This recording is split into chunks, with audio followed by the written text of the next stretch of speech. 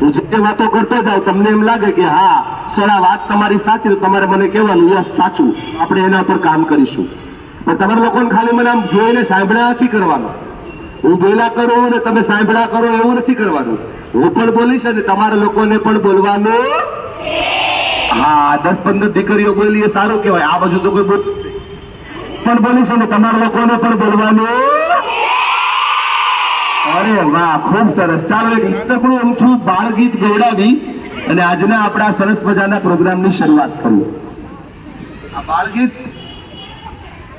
બાળગીત એટલા માટે તમારા માટે છે કે આમાં જેટલી દીકરીઓ બેઠી છે આ બધા દીકરીઓના મનમાં પ્રશ્ન થતો હશે કે સર અમે જયારે વાંચવા બેસીએ ને ત્યારે અમને ભૂલ, સર અમને યાદ ના રહે. આવું કેટલા લોકોને થાય?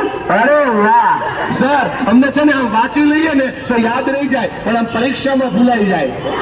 પછી આમ સર અમને એવું થાય, અમને યાદ રહી જાય, આમ આવડી જાય, આમ બધું ખબર પડી જાય, પણ પેપર લખવા બેસીએ ને તો શરૂઆત જ ભૂલાઈ જાય. તારે કેટલું થાય? અરે વાહ વાહ વાહ સર, વાંચવા જઈએ તો મન થાય, ઈચ્છા થાય, પણ ચોપડી હાથમાં લઈએ ને તો ઊંઘ આવી જાય. અમને ટીવી જોવાનું મન થાય, રિશ્તા ક્યાં કહેલાતા હે, નાગીન, રાસી રિક્ષા વાળો, અમુકમાં જો वो लंबे. અમને સિરિયલ જોવાનું મન બહુ થાય, પણ અમને નવું શીખવાનું મન ન થાય. કેટલા લોકોને એવું થાય? અરે વાહ, જો દીકરાઓ સાંભળો,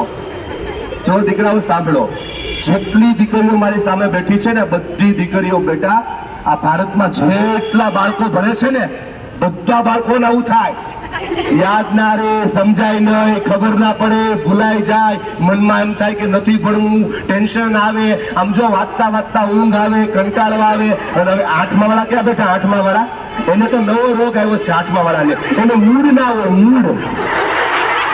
બરાબર ને બેન? સાચું કહું છું ને? તો બેન મારે તને કેવું છે બેટા, માતાજીનો, ભગવાનનો, તારા પપ્પા મમ્મીનો આભાર માનજે. આ ગુજરાતમાં 8 પછી કેટલી દીકરીઓનું શિક્ષણ બંધ થઈ જાય છે, કેમ કે એના ગામડાની અંદર બીજી મોટી શાળા હોતી નથી. આજે લોકો બેઠા છે ને આ રોટરી ક્લબના આ બિઝનેસમેનો, મોટા બિઝનેસમેનો છે બેટા, એમને બહુ મોટો ધંધો ચાલે છે. આમ છતાં એ સવારના સમયમાં, સાંજના સમયમાં સમાજના કલ્યાણ માટે પોતાનો સમય કાઢે છે. આ બધાને ઘરે, આ બધાના ઘરે નોકરો છે બેટા, આ બધાની ઓફિસોની અંદર પ્યુન છે. એ પાણી માંગે તો દૂધ હાજર થાય છે બહેનો. પણ આ દીકરા આ ભારતના ઉજ્જવળ ભવિષ્ય માટે, આજે લિટરસી કેમ્પેઇન ચલાવવા માટે, સશક્ત ભારત, શિક્ષિત ભારત, આના માટે લોકો ખૂબ કામ કરે છે. બેટા તમે પણ મોટા થઈને આમના જેવા બનજો અને ભારત માટે સારા કામ કરજો. આ તમારા 10 પ્રશ્નોનો જવાબ એક જ સોલ્યુશનમાં છે. કેટલા 10 પ્રશ્નો કેવા લાગ્યા? સાચા કે ખોટા? ચાલો કનેક્ટ કરી દો. હું આમ તમને હાથ હલાવીને કહું ને હલો, તમારે મને કહેવાનું હાય, તો મને ખબર પડે કે છેલ્લા વાળા બેન બેઠા છે સુધી મારી વાત જાય. જીરા બેઠા છેલ્લે હાવપુરામાં, ત્યાં સુધી મારી વાત જાય. Hello, very good. ચાલો, આ પ્રશ્ન બેટા તમને થાય છે ને એવો જીવનમાં બધાને થાય છે, પણ તકલીફ શું છે ખબર? જો વાંચવું પડે. બોલો હા કે ના? તમે પાછળ હા બોલવાની. વાંચવું પડે, લખવું પડે, ભણવું પડે, યાદ રાખવું પડે, સમજવું પડે, હોમવર્ક કરવું પડે, ટીવી જોવાય જાય, સિરિયલ જોવાય જાય.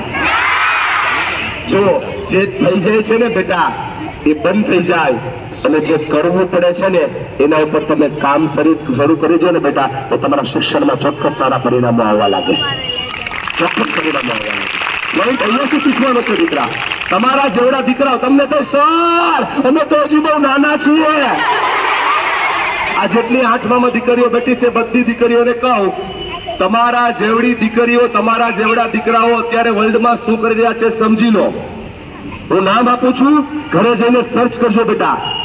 એક નામ તમને બધાને યાદ કરાવું છું. છોકરીનું નામ છે મેરિસા મેયર. આ છોકરી જયારે 12 વર્ષની હતી બેટા, ત્યારે કોમ્પ્યુટર અને આઈટીમાં એટલું કામ કર્યું કે આજે એની ઉંમર 22 વર્ષની છે, પણ જયારે 18 વર્ષની હતી ત્યારે એનો પગાર, 1 મહિનાનો પગાર 4,92,00,000 રૂપિયા હતો. અચ્છા બેન, મોઢું બંધ કરી દે, માફ ઘૂસી જશે.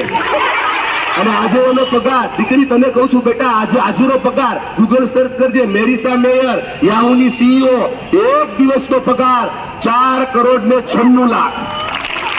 આજનો અત્યારનો પછી ડોલરના ભાવ આમ તેમ થોડોક બદલશે. તમને થાય સર આટલો બધો પગાર ક્યાંથી આવતો હશે? આપણને તો 96 રૂપિયા આપે તો મજા આવે. હમણાં સર બોલતા હતા જયારે મારી કોઈ એન્ટર થયો ત્યારે કે માનવું પડે તો થાય. આજથી બેટા 3 વસ્તુ મનમાં ફિક્સ કરી લો. બધા મારી હારે બોલજો. રોજ સવારે ઉઠીને એક શબ્દ ક્લિયર કરવાનો, માનવું પડે. બોલો આમ હાથ કરો, માનવું પડે. પછી આમ કરો, આમ ઠાનવું પડે. કરો માનવું પડે, ઠાનવું પડે. પછી આમ હાથ કરો, કરવું પડે. મારી સાથે માનવું પડે, ઠાનવું પડે.